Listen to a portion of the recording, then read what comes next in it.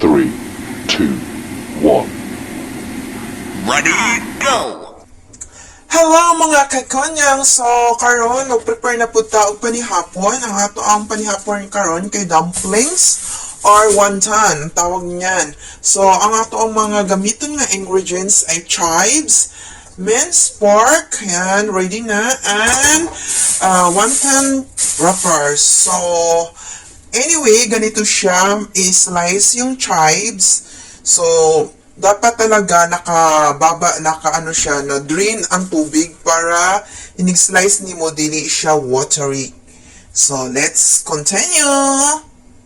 So, ato na ni siyang templahan, ato na batangag asin, asin, cornstarch, egg, and sugar. Sugar is pang-balance sa maalat, and lagyan natin ng light soy sauce, white pepper and black pepper, and then imikos-mikos na natin.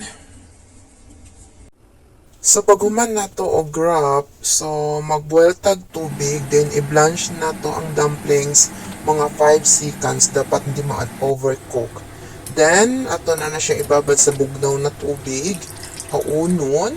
Then ato na po na siyang i-drain, patuluon ang tubig mga minuto.